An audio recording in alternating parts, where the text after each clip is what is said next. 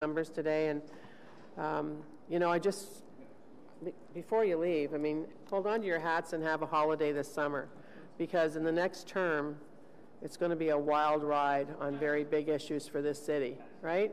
Official plan, transportation master plan, infrastructure master plan, development charges, all driving pieces of how Ottawa will grow in the future.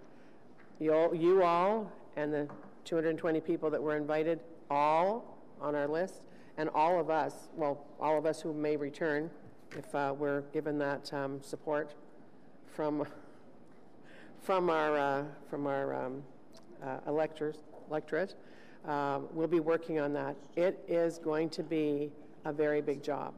And so I thank you in advance for the time that you're going to put into it. So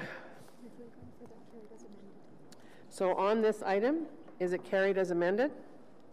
Carried? Okay, so now we will go to the zoning amendment, live music and performance venues. We have, I think I know who it is, but I'll just check to make sure. Yeah, Bronson Centre is represented by Corey Mayville and or JP Melville. Okay, you're on solo. Come on down. I hope you found that interesting. Not really, eh? Yeah, it was a good time, I can tell. Okay, so this is the, just remind everybody that this is a zoning amendment on live music and performance venues.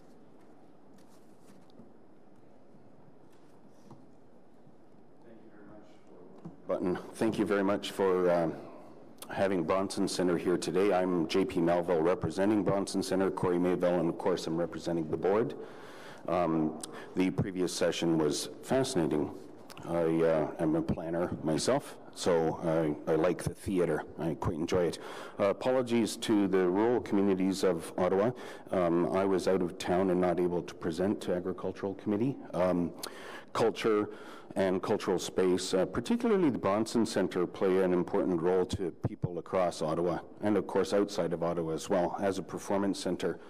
I'm not in an official capacity to represent other in the downtown core, but I would like to make mention of everybody ranging from the new building at Arts Court, the Nouvelle Scène, and Ottawa Little Theatre, Great Canadian Theatre Company, the Gladstone, the Chinese Cultural Centre on Kent Street. The impression is that I'm presenting is concentration. And I believe that this growing concentration is also a reflection of where the city will be going. As you say, for the next term, there's a lot happening in the city of Ottawa, and there will be a lot happening over the coming years. Bronson Centre is now playing a key role in that function. What is that role that Bronson Centre plays? Well, in 1996, Bronson Centre was founded by the Gray Sisters. In 1928, Immaculata was founded, so we're going back almost 100 years now. Bronson Centre celebrated 20 years of operations. I'd like to point out that those operations were positive for a charity. It is a successful social... Did you say revenue haunted? Positive. Oh. That's why I asked you. And in that sense, revenue haunted.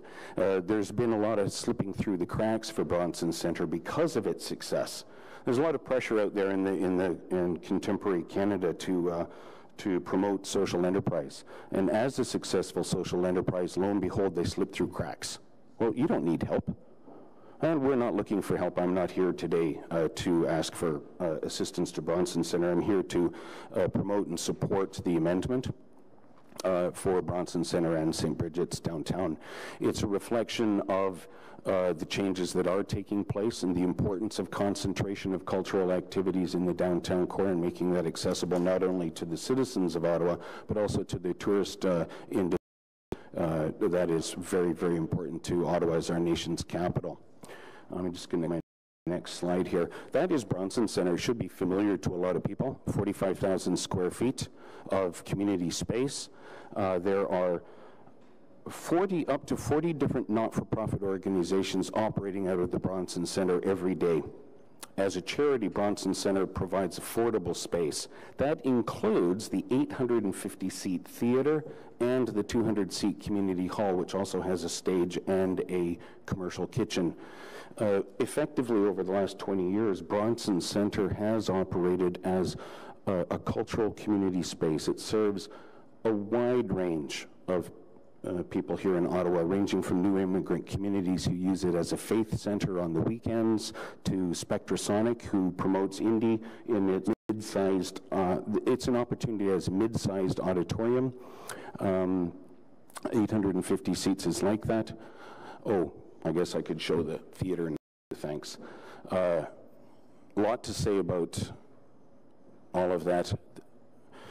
Well, that is the theater, and what you will see there is some of the renovations that have taken place recently. About 3 years ago, we installed the flattened floor where the removable seats are seen, what you can see here. That is now a dance floor, mosh pit, orchestra pit. It has created a versatile space in that theater. We can go to the next slide, because I'm just going to show you, oh, sorry. Let's go back one. The green rooms are part of what have been upgraded at the Bronson Centre over the past 5 years. Next slide, sure. And here's the community hall and the commercial kitchen, which also was recently, in the past 3 years, I think, upgraded.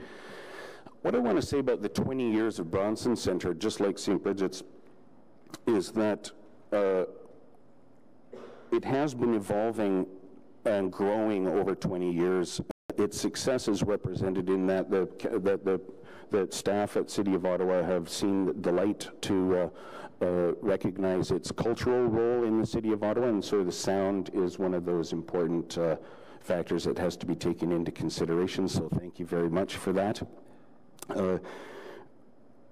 20 years of Bronson Centre, yes, I think most of you in the room will know that it was the Grey Sisters of the Immaculate Conception. Bronson Centre was purchased by Bronson Centre Inc. last year in June.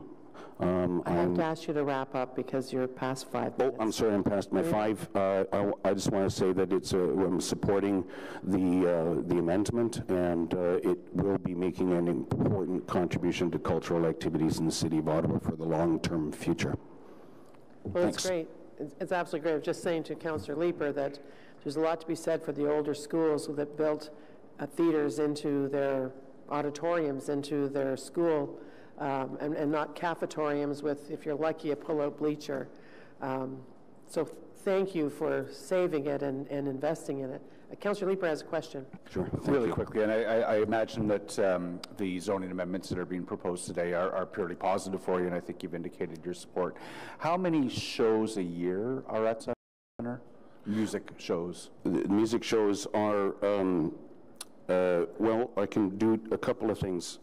We've pushed over $100,000 in revenue at Bronson Centre, and that probably reflects over $750,000 to the community.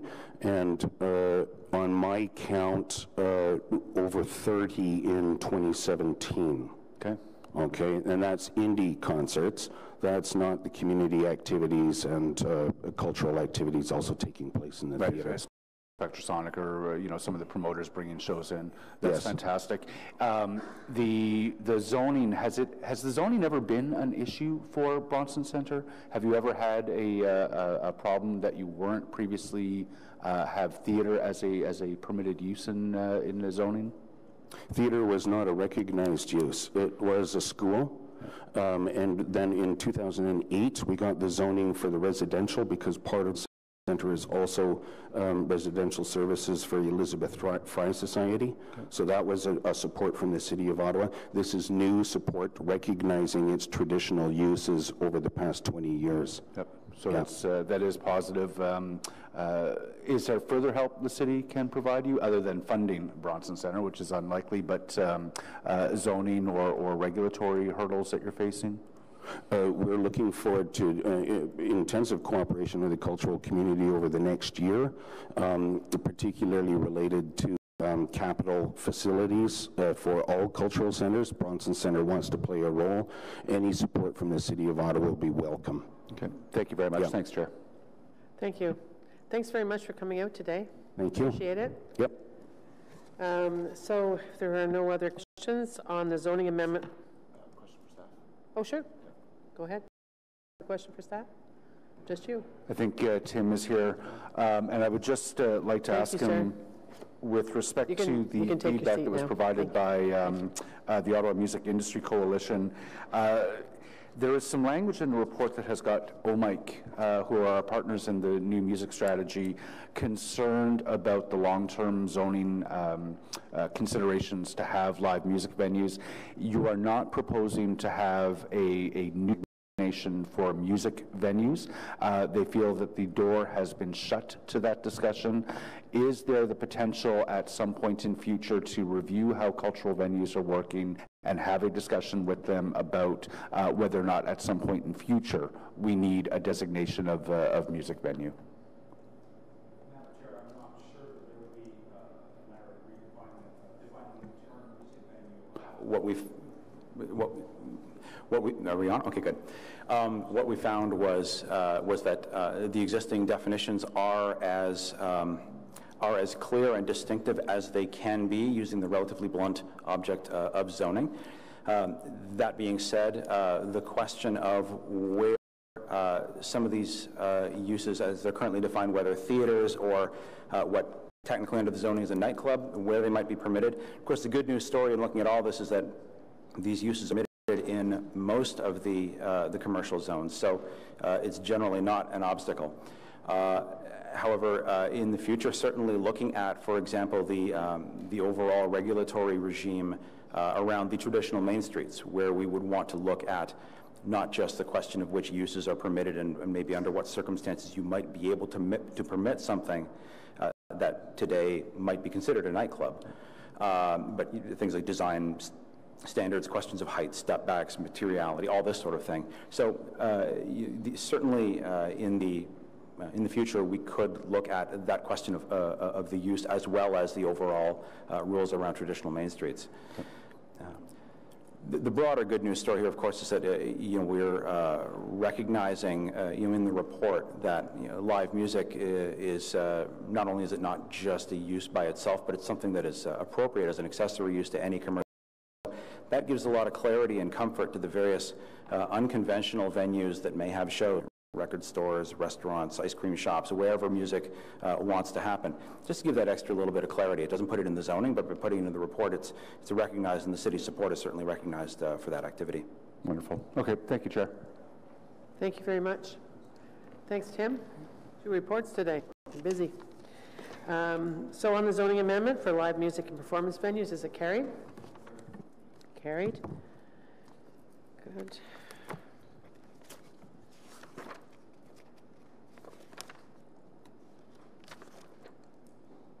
Okay, are there any notices of motion?